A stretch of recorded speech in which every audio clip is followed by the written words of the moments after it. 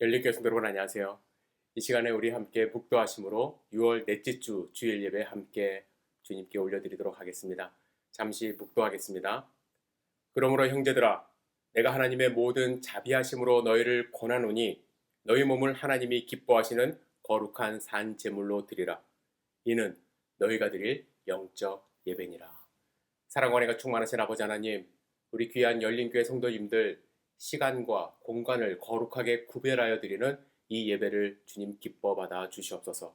저희들이 마음껏 주님을 찬양할 수 있도록 인도하여 주시고 하늘의 신령한 은혜를 받아 저희들이 이 세상을 승리하며 살아갈 수 있도록 인도하여 주시옵소서. 예배의 처음과 끝을 온전히 주님께 의지합니다. 예수님의 이름으로 기도드렸사옵나이다. 아멘. 전능하고 오셔서 주 이름 찬송케 하옵소서. 영광과 권능의 성부여 오셔서 우리를 다스려 주옵소서.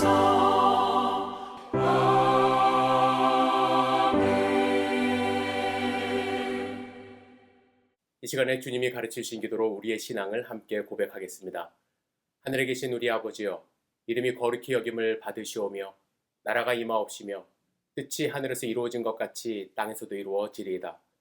오늘날 우리에게 일용할 양식을 주옵시고 우리가 우리에게 죄 지은 자를 사하여 준 것 같이 우리의 죄를 사하여 주옵시고 우리를 시험에 들게 하지 마옵시며 다만 악에서 구하옵소서. 내게 나라와 권세와 영광이 아버지께 영원히 있사옵나이다. 아멘. 다시 한번 이렇게 영상으로 예배 드리시는 모든 분들을 주님의 이름으로 환영합니다. 이번 주일과 다음 주일 저희들은 영상으로 함께 예배를 드리도록 하겠습니다. 여러분들 각자 가정에 맞는 시간 함께 구별하셔서 주님께 우리 귀한 예배 드리는 소중한 시간 갖기를 부탁을 드립니다. 그리고 7월 첫째 주일에는 저희 가정에서 함께 모여서 주님께 찬양 드리고 또 우리 함께 교제하는 시간을 갖도록 하겠습니다. 지금 계속해서 사도행전 묵상 우리 함께 하고 있습니다. 여러분들 하루하루 주시는 주님의 은혜 가운데 여러분들 귀한 삶 살기를 부탁드리고 또 지금 날씨가 많이 무덥습니다. 여러분들 건강에 유념해 주시기를 부탁을 드립니다.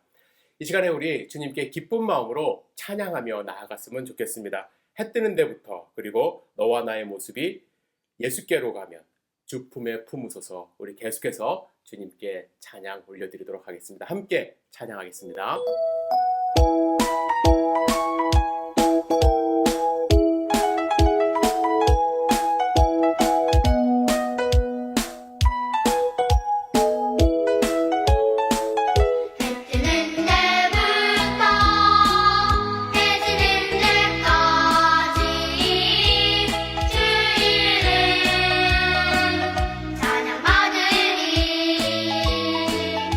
해 뜨는 데부터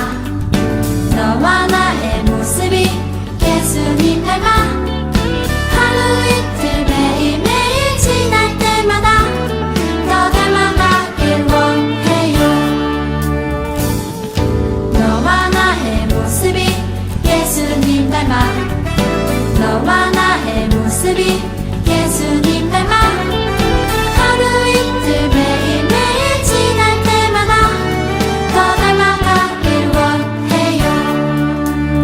예수님 사랑이 예수님 축복이 예수님 은혜가 당신과 함께 하길 원해요.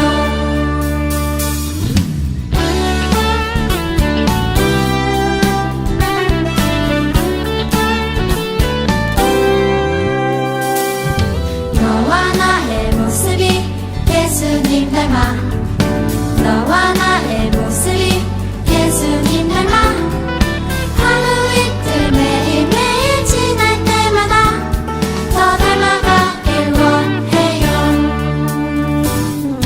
너와 나의 모습이 예수님 닮아 너와 나의 모습이 예수님 닮아 하루 이틀 매일매일 지날 때마다 더 닮아가길 원해요.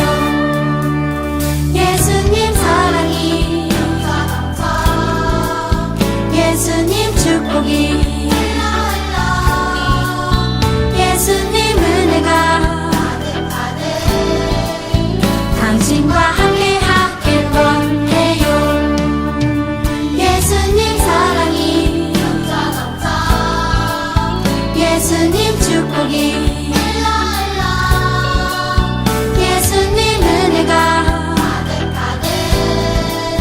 당신과 함께 하길 원해요. 당신과 함께 하길 원해요. 당신과 함께 하길 원해요.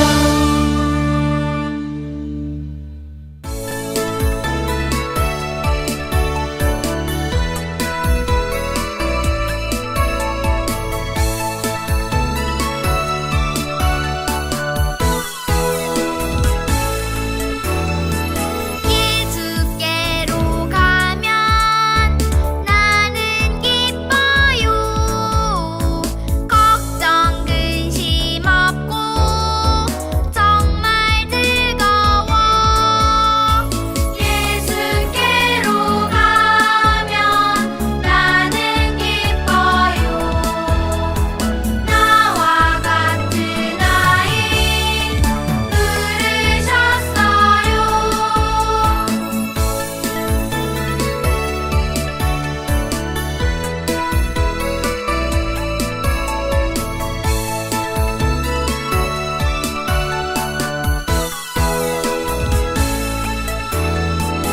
예수께로 가면 손을 붙잡고 어디서나 나를 인도하셔요. 예수께로 가면 나는 기뻐요. 나와 같은 아이 부르셨어요.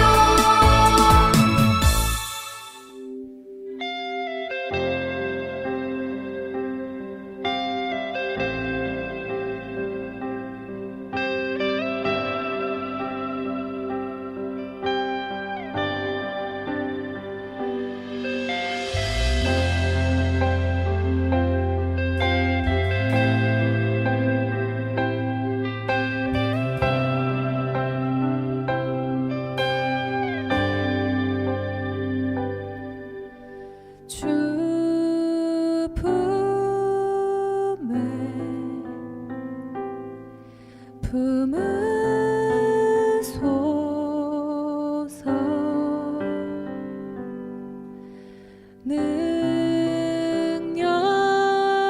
능력에 발로 덮으소서 주품에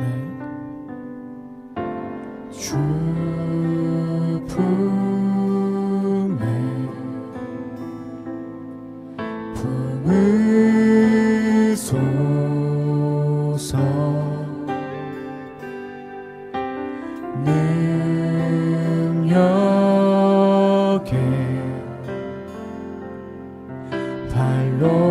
덮으소서.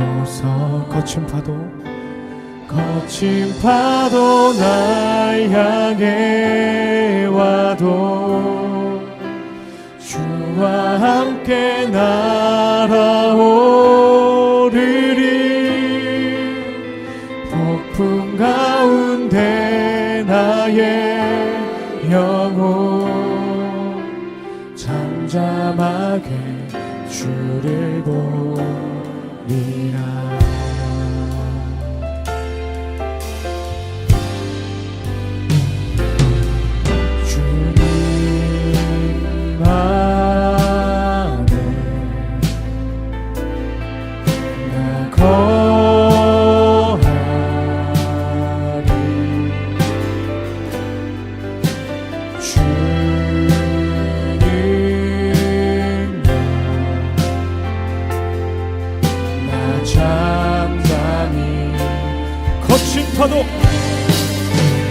거친 파도 날 향해 와도 주와 함께 날아오르리.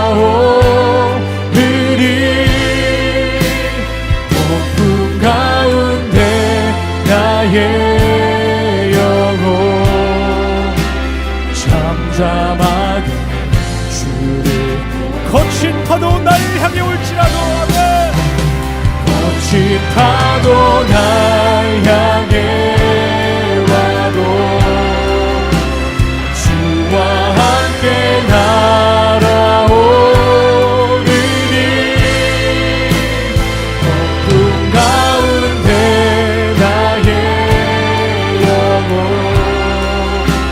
잠잠하게 주를 아멘. 할렐루야.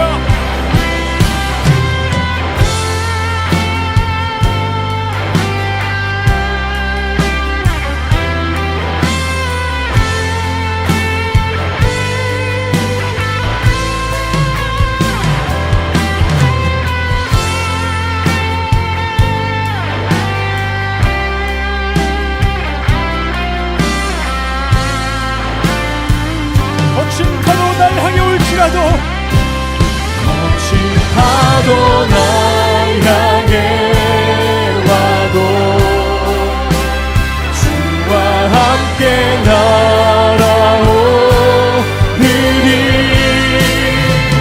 폭풍 가운데 나의 영혼 잠잠하게 주를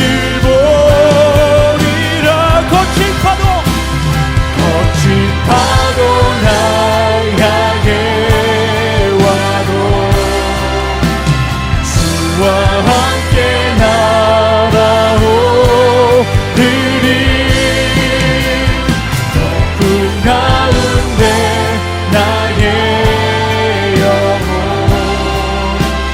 잠잠하게 주를 잠잠하게 주를 보리라. 잠잠하게 주를 마지막으로 잠잠하게 주를 보리라. 잠잠하게 주를 보리라.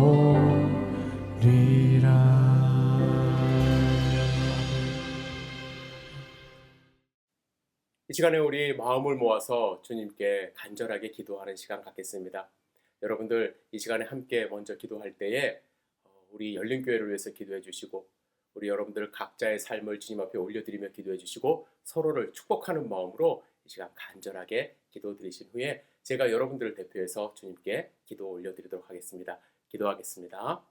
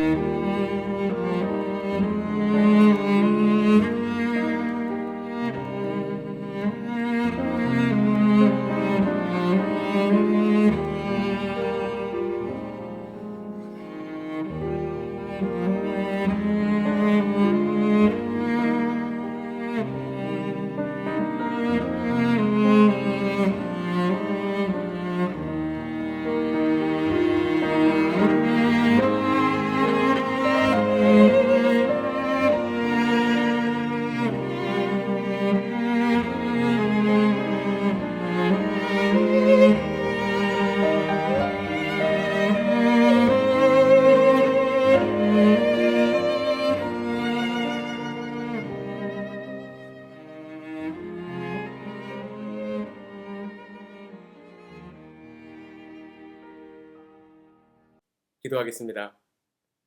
사랑과 은혜가 충만하신 아버지 하나님, 주님의 자녀들이 각 가정에서 영과 진리로 드리는 이 예배를 기쁘게 받으시고 하늘의 크신 은혜를 부어 주시옵소서.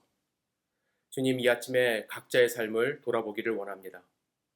다윗은 여호와는 나의 목자라는 고백을 주님께 올려드렸는데, 그래서 자신의 삶이 부족함이 없다라고 주님을 찬양했는데, 과연 나는 여호와 하나님이 나의 목자 되는 삶을 살았는지 돌아보기를 원합니다. 한 치 앞도 보지 못함에도 자신의 고집으로 내 갈 길 가는 양과 같은 우리의 삶이 아니었는지, 주님이 가지 말라고 하는 길을 가서 길 잃어버린 어린 양의 모습으로 살아간 것은 아니었는지 우리 스스로 돌아볼 수 있도록 인도하여 주시옵소서. 우리가 말로만 하나님을 믿고 하나님은 나의 목자라는 고백을 하지 말고 진정으로 하나님이 나의 목자 되어 목자의 음성을 듣고 순종하는 삶을 살아갈 수 있도록 인도하여 주시옵소서. 주님, 주님께서 열린교회를 세워주셨습니다.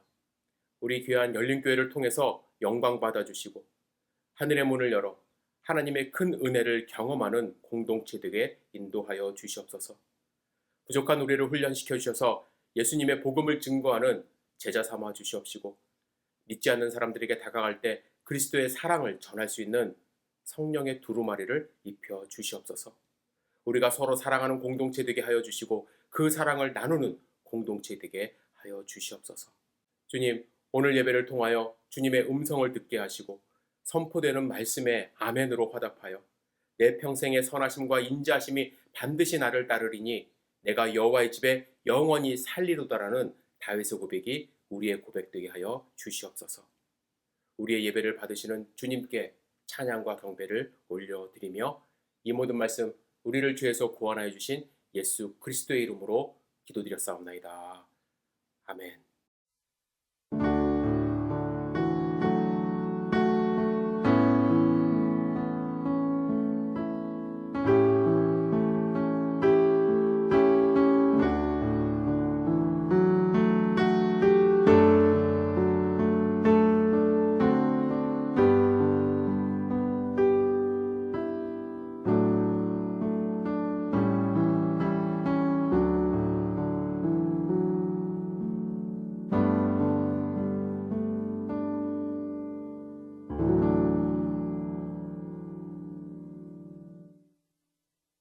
이 시간에 우리 하나님의 말씀으로 서로를 축복하는 시간 갖겠습니다. 함께 축복합니다. 여호와는 내게 복을 주시고 너를 지키시기를 원하며 여호와는 그의 얼굴을 내게 비추사 은혜 베푸시기를 원하며 여호와는 그 얼굴을 내게로 향하여 드사 평강 주시기를 원하노라. 다시 한번 축복의 기도하겠습니다. 전능하신 주님, 우리 귀한 열린교회 성도님들 주님의 말씀으로 서로를 축복했습니다. 이 축복의 말씀이 우리의 삶 속에서 그대로 성취될 수 있도록 주여 인도하여 주시옵소서. 주님의 은혜 가운데 살 수 있도록 인도하여 주셔서 우리가 어디에 있든지 주님의 보호하심을 받고 주님의 인도하심을 따라갈 수 있도록 도와주시옵소서. 예수님의 이름으로 축복하오며 기도드렸사옵나이다. 아멘. 이 시간에 오늘 우리에게 주신 하나님의 말씀 함께 읽고 나누겠습니다. 오늘 함께 나눌 하나님의 말씀은 사도행전 23장의 말씀인데요.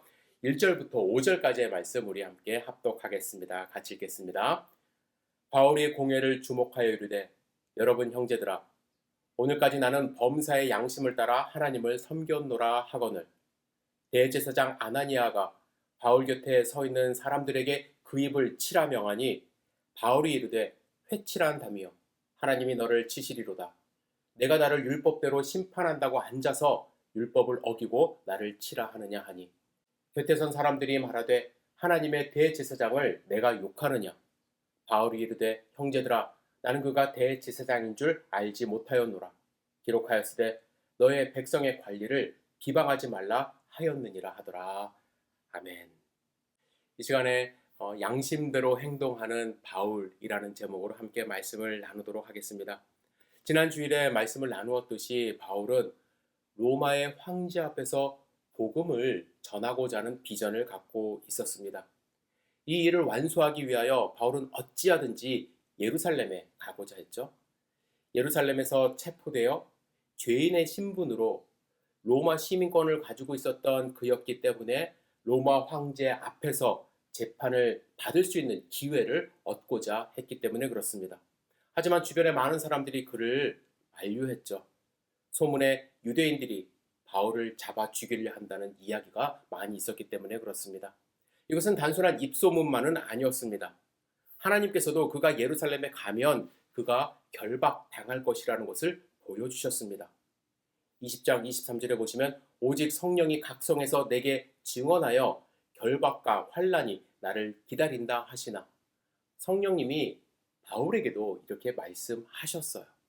하지만 바울은 그 기회를 놓칠 수가 없었습니다.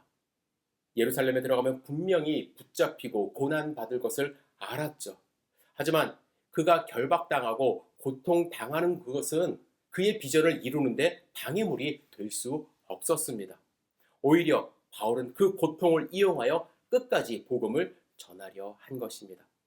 결국 그는 3차 전도 여행을 마무리하면서 예루살렘에 들어갔고 성전에도 들어갔습니다. 그런데 역시 그를 알아본 유대인들에 의하여 소동이 일어났고 천부장과 그의 부하들이 출동합니다. 천부장은 그 소동의 주범이 바울이라고 확신을 했고 바울을 잡아 가두게 되었습니다.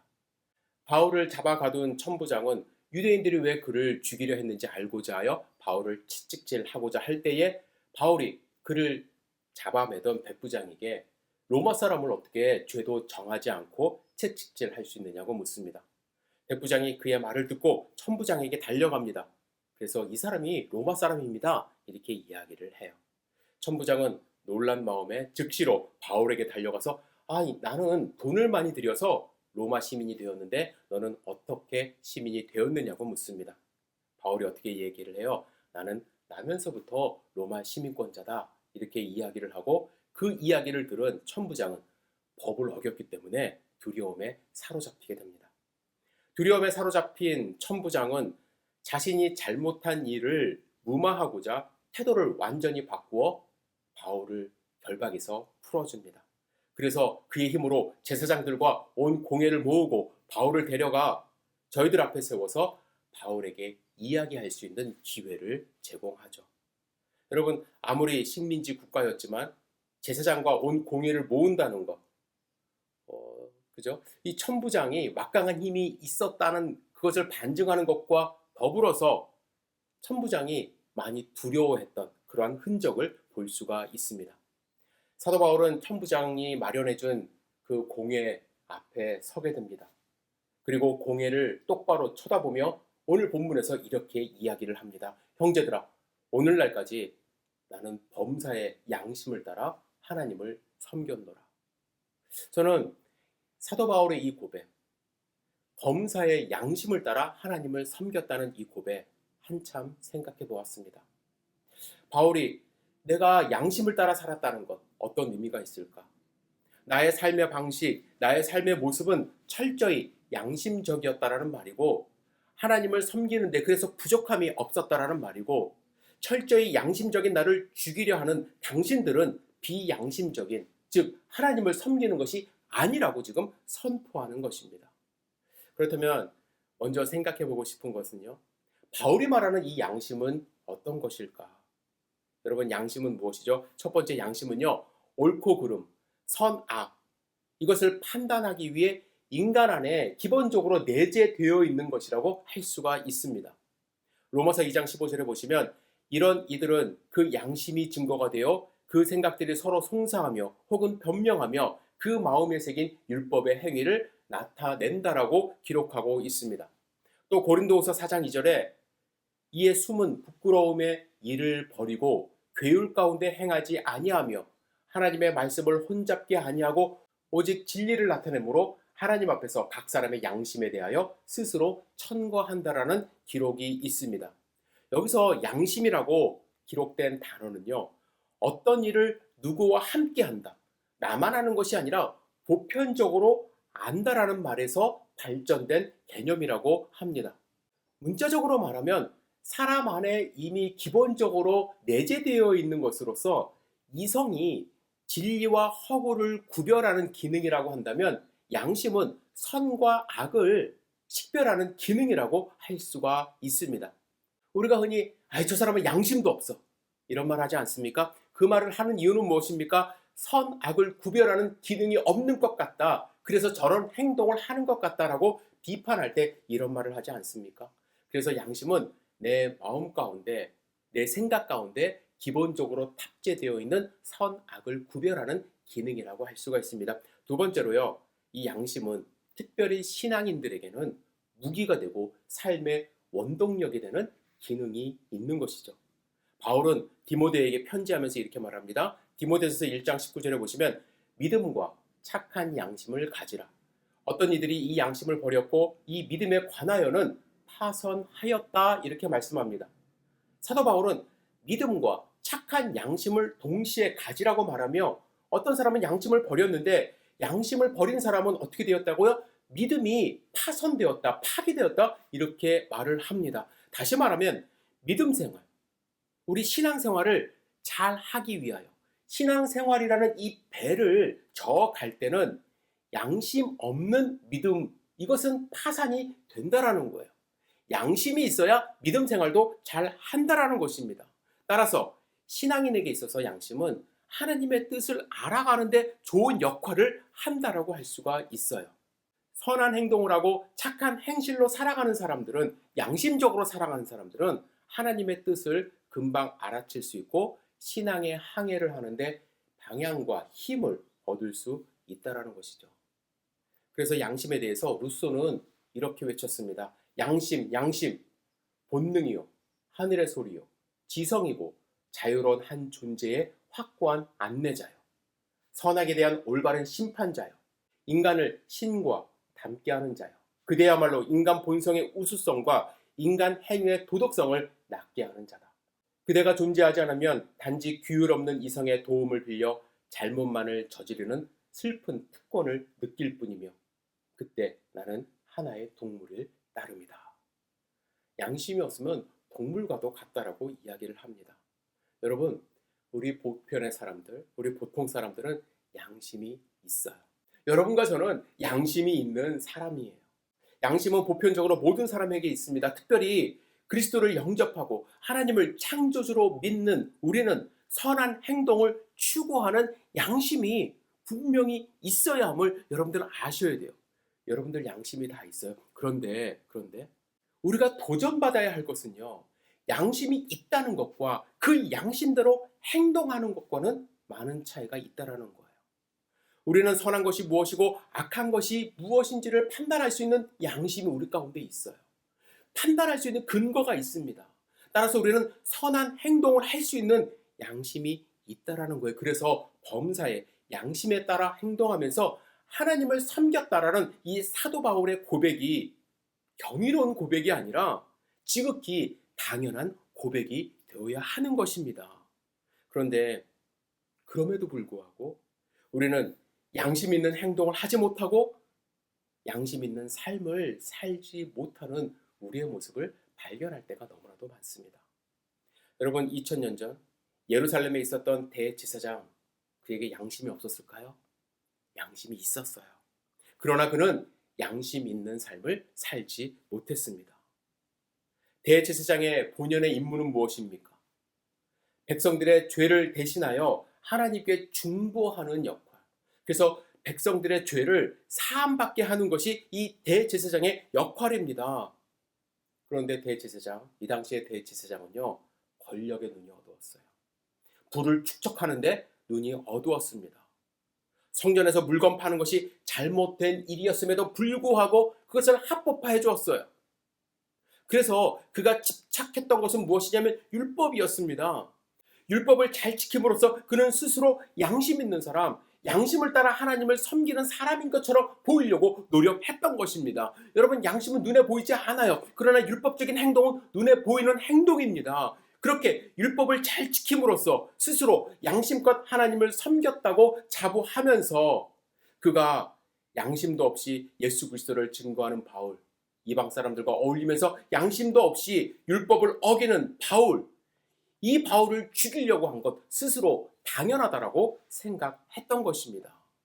그런데 바울의 입에서 나오는 증거는 너무도 당돌하게 자신은 양심을 따라 하나님을 섬겼다라고 증언하고 있는 것이죠. 바울의 증거는 무엇입니까? 순식간에 바울을 잡아 죽이려 했던 그 대제사장을 양심 없는 사람으로 몰아세운 것입니다. 그래서 대제사장이 발끈한 거예요.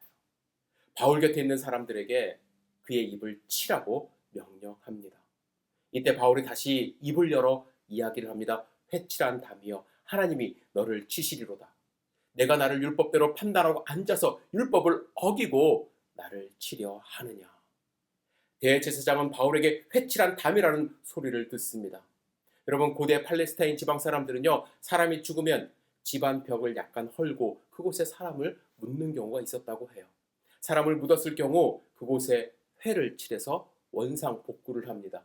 그래서 그 안에 시체가 있는 것을 가려요. 회칠한 담이라는 것은 죽은 시체가 묻혀있는 담이라는 것입니다. 담처럼 보이지만, 평범하게 보이지만 그 안에는 죽은 사람이 있는 그럴싸한 담이라는 거예요. 양심은 있으되 양심대로 살지 않고 그럴싸하게 율법을 지키려는 모습으로 죽어있는 양심을 덧칠하는 삶. 그것이 대제사장의 모습이고 바울이 지적하는 우리의 모습이라고 저는 생각합니다. 여러분, 우리는 하나님이 주신 양심대로 그 행동 그대로 실천하면서 살고 있는지요? 그렇다면 어떻게 우리가 사도 바울처럼 범사의 양심을 따라 하나님을 섬기는 삶을 살 수 있을까요? 여러분, 무엇보다도요, 양심적 행동이 삶의 목표가 아니라 양심에 따라 행동하는 존재가 되는 것을 목표로 삼아야 합니다. 여러분, 남을 도와주는 행동을 하기 위해 1년 동안 며칠을 봉사해야 되는지, 양심 있는 행동을 하기 위하여 나는 절대로 휴지를 버리지 않을 거야. 이러한 겉으로 드러나는 행동의 목표는 우리를 지치게 만듭니다. 그리고 남을 판단하게 만들어. 저 사람은 길거리에 휴지를 버려. 양심도 없어. 나는 버리지 않는데. 휴지를 버릴 수 있죠. 물론 버리면 안 되지만 실수로 버릴 수도 있어요. 아무 생각 없이 버릴 수 있어요. 그렇다고 그가 양심 없는 사람이냐? 이렇게 판단할 수는 없어요. 그런데 내 입장에서 보면 그 사람에 비하여 나는 양심 있는 사람이라고 스스로 만족할 수 있다라는 거예요. 예수님 당시 서기관들과 바리새인들의 근본적인 오류도 여기 있었어요. 그들은 율법이 요구하는 행위에 초점을 둡니다. 그 행위들이 구체적으로 무엇이고 어떤 식으로 행해야 하는가를 조목조목 자세히 규정했어요. 그들은 또한 자신들이 행하는 율법에 모든 사람들이 행위를 뜯어 맞추기 위하여 엄청난 사회적인 압박을 행사했습니다. 이들은 의를 행하는 것에 대해, 그리고 의를 행한다고 남들에게 비춰지는 것에 대해 극도로 자의식에 빠져 있었던 것입니다. 왜요? 그들은 행위에 모든 것을 초점 맞췄기 때문에, 그들의 근본적인 양심이 아니라 겉으로 드러나는 행위에. 여러분, 행위에 목표를 두지 마십시오. 내가 이 행위를 함으로써 나는 양심 있는 사람인가 아닌가 판단할 수가 없습니다. 그렇죠? 한 20-30년 전쯤 된 것 같은데 아주 유명한 TV 프로그램이 있어서 양심 냉장고라는 프로그램이 있었습니다. 예를 들면 강남에 있는 8차선 도로에서 모든 차량들이 신호등 앞에 정지선에 정확하게 다 서면은 그 사람들에게 달려가서 이 양심 냉장고를 선물로 주는 그러한 프로그램이었어요. 사람들이 보면서 과연 저 차가 쓸까? 양심 있는 행동을 할까? 예? 다 숨지게서 봤던 그러한 프로그램, 저도 재미있게 봤던 기억이 있습니다. 얼떨결에 한 번은 8차선의 모든 차량들이 정지선 앞에 정확하게 섰어요. 근데 여러분 생각해 보세요. 그들이 양심 냉장고를 받았어요. 하지만 그들이 범사에 양심대로 다 양심적인 삶을 살던 사람들일까요? 정말로 그들이, 물론 그 중에는 착한 사람, 양심적인 사람도 있었겠지만 평소의 삶이 정말로 양심적인 삶으로 사회의 칭송을 받을 만한 그러한 행동을 하고 살았을까요? 의문이 든다라는 얘기예요. 여러분, 이 목표가요, 정지선에 정확하게 서는 것이 되어서는 안 된다라고 말씀드리고 싶습니다. 정지선에 설 수밖에 없는 그 행위가 자연스럽게 흘러나오는 양심을 가진 사람, 그래서 그 양심에 따라서 움직이는 삶을 사는 사람이 되어야 한다라는 것이죠. 자칫 잘못하면 우리는 율법적인 사람이 될 수 있어요. 양심에 따라서, 여러분들 양심에 따라서 하나님이 명령하신 그 삶을 살 수 있기를 주님의 이름으로 축복합니다. 여러분, 예수님은요, 산상수훈에서 우리가 어떠한 사람이 되어야 될지에 대해서 말씀하실 때 단순히 선한 행위에 초점을 맞추지 않으셨어요. 우리의 마음의 근본적인 변화에 대해서 말씀하셨습니다. 주변 사람들에게 화가 나는 그러한 일이 있을 때 율법적인 사람들은요, 살인하지 않는 것에 만족합니다. 그러나 양심 있는 사람은 그를 도우려는 마음이 일어나기 시작해요. 분노하거나 멸시하지 않습니다. 마음을 다스릴 수 있어야 돼요. 누군가에게 성적 매력을 느낄 때에 율법적인 사람은 성관계를 맺지 않으려고 합니다. 하지만 예수님이 말씀하신 양심적인 사람은 음욕을 품지 않습니다. 배우자와의 불행한 관계가 있을 때에 율법적인 사람은 이혼 증서를 써주고 이혼하지만, 유대인들이 그랬어요. 하지만 예수님은 이혼이 아니라 용서를 하도록 하게 하셨습니다. 그것이 양심 있는 사람의 행동이에요. 여러분, 우리는 예수 그리스도의 보혈의 피로 새로운 존재가 되었습니다. 변화받았어요. 이전 것은 지나갔으니 보라, 새 것이 되었도다. 우리는 새 피조물이 되었습니다. 우리는 새로운 피조물로서 양심을 소유한 사람이 아니라 그 양심대로 살아갈 수 있는 존재가 되었음을 여러분들 잊지 마시기를 부탁드립니다. 두 번째로, 예수 그리스도로 말미암아 우리가 양심을 따라 살 수 있는 존재가 되었다라는 것을 여러분들 믿으신다면, 양심 있는 삶의 판단 기준을 사회적 가치에 둘 것이 아니라 철저하게 예수님이라면 어떻게 하셨을까? What would Jesus do? 이 질문을 통해서 행동해야만 우리는 양심에 따라 행동하는 삶을 살 수 있어요. 우리가 매 순간마다 과연 예수님이라면 어떻게 하셨을까? 이 생각을 하면서 행동하는 것, 어렵고 힘든 일입니다. 내가 한마디 할 때, 내가 어떠한 생각을 할 때 예수님이라면 과연 어떻게 하셨을까? 여러분들 생각하셔야 돼요. 차를 운전할 때도 이 순간에 예수님이라면 어떻게 하셨을까? 운전하셔야 돼요. 회사 출근하셔서도 예수님이라면 과연 어떻게 하셨을까를 생각하며 일하셔야만 합니다. 우리의 자녀를 대하고 이웃을 대할 때 예수님이라면 어떻게 하셨을까를 생각하며 양육하고 사회 생활을 하셔야만 합니다. 처음에는 모든 행동과 모든 말, 모든 생각에 예수님이라면 어떻게 하셨을까를 적용하는 것 쉽지 않습니다. 어렵습니다. 하지만 그것이 나의 삶의 방식이 될 때, 그렇죠? 나의 삶의 모습이 될 때 우리는 사도 바울처럼 범사에, 모든 일에, 일상적으로 양심에 따라 하나님을 섬기는 삶을 살 수 있게 되는 것이죠. 그럴 때 우리는 예수님을 닮는 삶을 산다라고 이야기하는 것입니다. 여러분 어떠세요? 우리 양심 다 있어요. 그러나 대제사장처럼, 바리새인, 사두개파 그 사람들처럼 양심은 있으되 율법대로 행하는가? 아니면 하나님이 주신 양심대로 예수님을 닮아가는 삶을 살아가는가? 스스로 돌이켜보는 시간이 있으시기를 주님의 이름으로 축복합니다. 기도하겠습니다. 전능하신 주님, 오늘 본문의 말씀 우리에게 주셨습니다. 사도 바울이 70명이 넘는 사람들 앞에서 그는 양심에 따라 행동했다라고 자신 있게 외쳤습니다. 과연 우리도 그러한 삶을 살고 있는지 스스로 돌아볼 수 있도록 인도하여 주시옵소서. 우리의 삶 가운데 주님이 함께 하심을 믿습니다. 주님이 우리를 지켜주시고 보호하여 주시옵소서. 예수님의 이름으로 기도드렸사옵나이다. 아멘. 이제 마지막 찬양, 하나님의 부르심이라는 찬양입니다. 함께 부르신 후에 우리 축도로 예배를 마치도록 하겠습니다.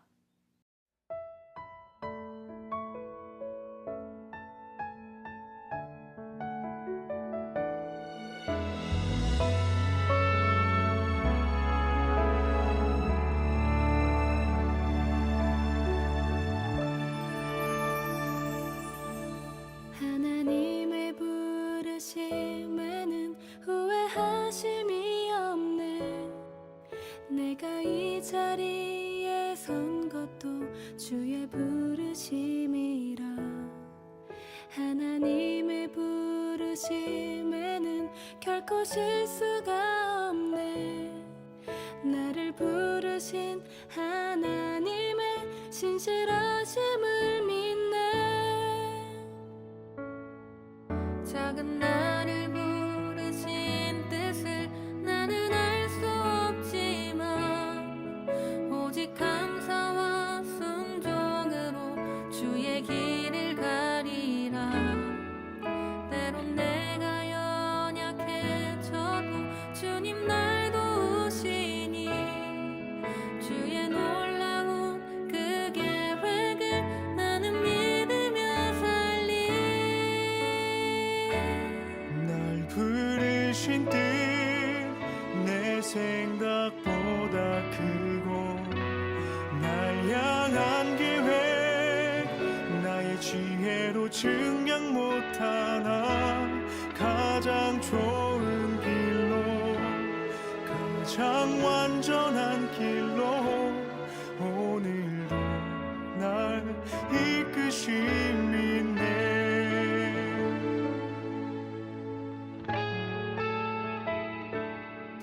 작은 나를 부르신 뜻은 나는 알 수 없지만 오직 감사와 순종으로 주의 길을 가리라.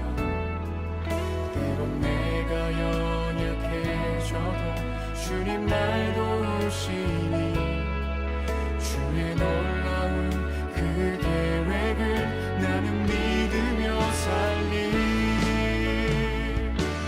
날 부르신 뜻 내 생각보다 크고 날 향한 계획 나의 지혜로 증량 못하나 가장 좋은 길로 가장 완전한 길로 오늘도 날 이끄심이네.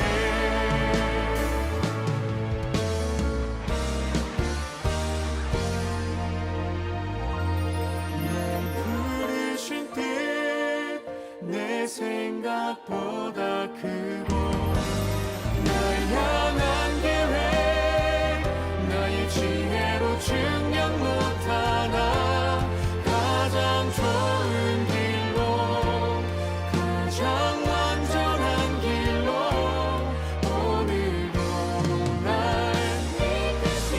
부르신 뜻 내 생각보다 크고 날 향한 계획 나의 지혜로 증량 못하나 가장 좋은 길로 가장 완전한 길로 오늘도 날 이끄심이네.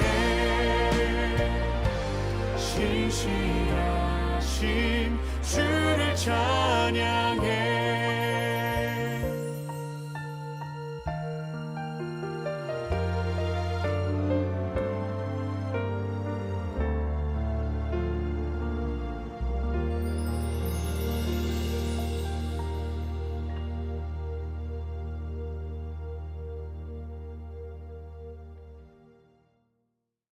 기도하겠습니다. 전능하신 주님, 오늘 귀한 열린교회 성도님들이 드리는 이 예배를 기쁘게 받으셨을 줄 믿습니다.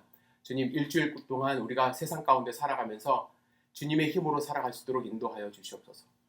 주님의 말씀을 묵상하며 주님이라면 과연 어떻게 하셨을까를 늘 생각하며 살아갈 수 있도록 주여 축복하여 주시옵소서.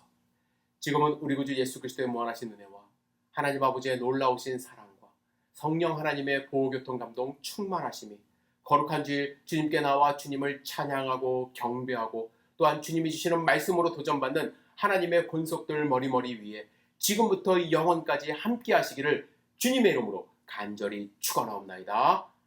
아멘.